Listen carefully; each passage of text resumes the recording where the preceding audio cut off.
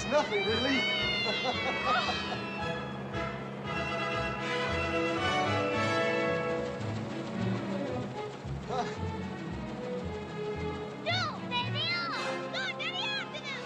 Right, we'll catch him up.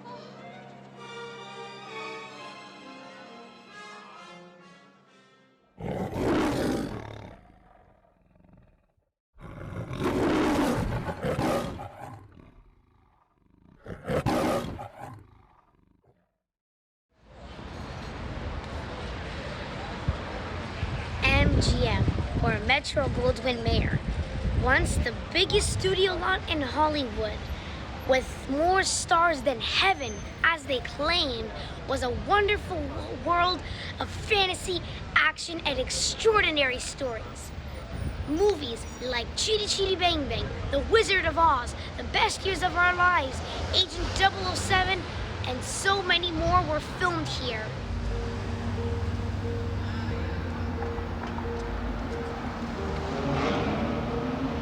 And it all started with its three founders, Metro, Goldwyn, and Mayer.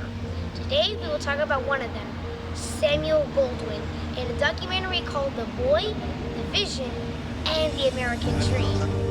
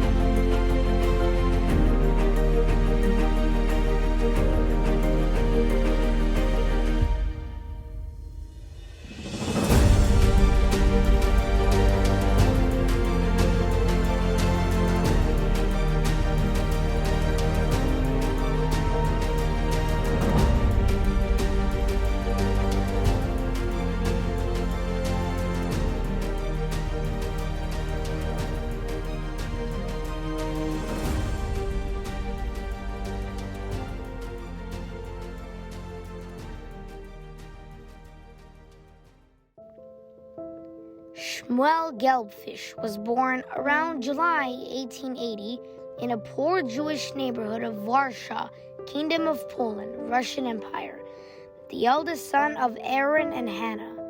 There were 6 children in the Goldwyn family. Ever since his childhood, he wanted to be somebody. Starting at an early age, Samuel Goldwyn invented himself. One day after school, when he was still very young, Shmuel was playing with a bunch of friends on the street. A well-dressed young man rode past on horseback, followed by his servant on a donkey. The servant pitched a handful of coins onto the street, and all the children scrambled to gather them. Long after spending his share, Shmuel held on that image of a man too rich to carry his own money. When I was a kid, Goldwyn later admitted, the only place I wanted to go was to America. I had heard them talking about America, about how people were free in America. Even then, America, actually only the name of a faraway country, was a vision of paradise. At the age of 13, young Shmuel lost his father to illness, leaving him and his family in struggle to survive. His youngest sibling was only 11 months old. Taking responsibilities for his family, Samuel started his long journey to America, where he hoped he would become successful and have the possibility to help his family. In 1895, he walked home almost 300 miles to the Oder River, then paid someone to row him across and to smuggle him out of the Russian Empire. Then he walked another 200 miles to Hamburg. Using his Yiddish, he started learning the basics of glove making. When he made enough money, he took the boat to London, where his aunt and her family lived.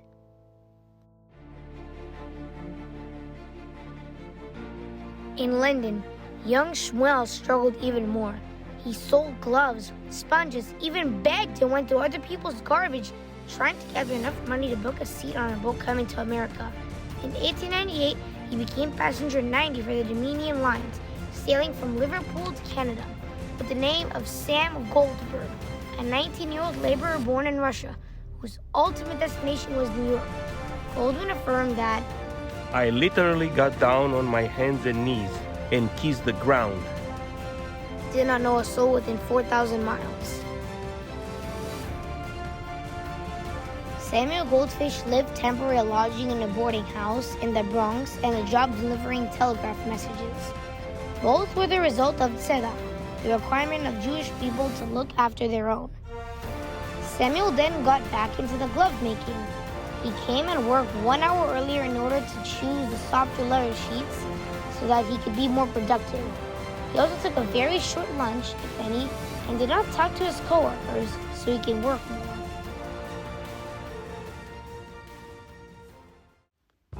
In 1901, after only 2 years in America, Samuel Goldfish had saved enough money to start his own glove business. Just then, the elite glove company needed a foreman for its cutting department. Samuel got the job, but one day he realized that he could be more successful as a salesman. Entered into the Herald Square Theater on 34th Street, which sold flickers. For 5 or 10 minutes at the time, images, cops and rubbers and ball slapstick, fluttered around a screen.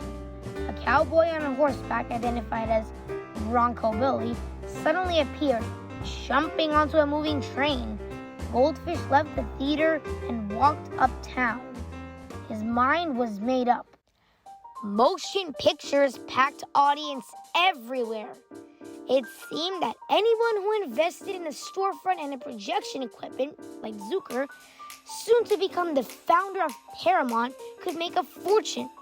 Harry Warner and his brothers, soon to become the Warner Brothers Company, opened the theaters in Newcastle, Pennsylvania. In 1905, nearly 100 Nickelodeons opened in Pittsburgh alone. The Edison Company built a studio in the Bronx. One day, Samuel Goldfish walked directly from the Nickelodeon on 34th Street to his brother-in-law's apartment, passionate about launching a career in motion pictures. Lasky asked how long Sam had been thinking about this idea. About a half hour. Goldfish replied, As long as it took me to get home, I've made a decision. His initial thought that it was to become a theater owner. After pricing a few theaters, he assumed that producing films demanded less investment than exhibiting them. Samuel had a vision about creating Something different from the Western stuff and slapstick comedies. And why should your entertainment be short? If it's a good story, there's no reason why it couldn't run through 5 reels. We could sell good films all over the world. Goldfish made an appointment with Thomas Edison himself. Goldfish explained to Edison that he was entering the motion pictures industry, and Edison allowed Goldfish's director to come to the Edison studios to see how films were made. Goldfish was determined to do a feature-length film. After struggles, great efforts, and a long trial and error, the first feature-length film was made, The Squaw Man. A successful cast and team was involved, and the film received great reviews. In 1916, Goldfish founded the Goldwyn Pictures Corporation. In fact, he liked the name so much that he legally adopted it as his last name in 1918. One of the biggest qualities of Samuel was his enthusiasm, paired with an extraordinary vision and his signature charm, helping him advancing in successful production companies. He claimed that The films you have seen so far are only rehearsals for what we are going to do. The time is coming when the best plays and the best actors will be in pictures. This is going to be the greatest entertainment medium in the world. Samuel Goldwyn presents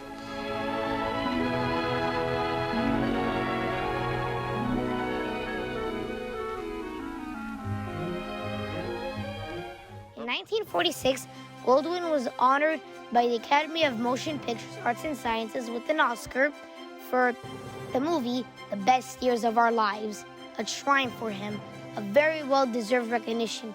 He was so impressed by his achievement that, according to his son, he came home, sat down, looked at the trophy, and started crying. Later, he would produce memorable films and musicals like Hans Christian Andersen, Guys and Dolls, Porgy and Bess, and so many more. Samuel Goldwyn remains also known for his paradoxes and speech errors called Goldwynisms, humorous statements or phrases resulting from the use of contradictory words, situations, idioms, etc. Samuel Goldwyn passed on January 31st, 1974, at the age of 91 in his home in Beverly Hills, California. His foundation helps aspiring filmmakers to achieve their dreams and also people who work in the filming industry, offering customized childcare in a few centers around Los Angeles. There's also a theater that bears his name in Los Angeles. Goldwyn received a star on the famous Walk of Fame in Hollywood. He made wonderful movies. His legacy spans centuries. He produced over 140 amazing films and 48 got Oscars. Samuel Goldwyn remains one of the greatest filmmakers of all time. I would like to end this journey with the final scene from 2003 Shanghai Nights, having Owen Wilson and Jackie Chan so well depicting the beginnings of motion pictures industry in Hollywood, California. Thanks so much for watching.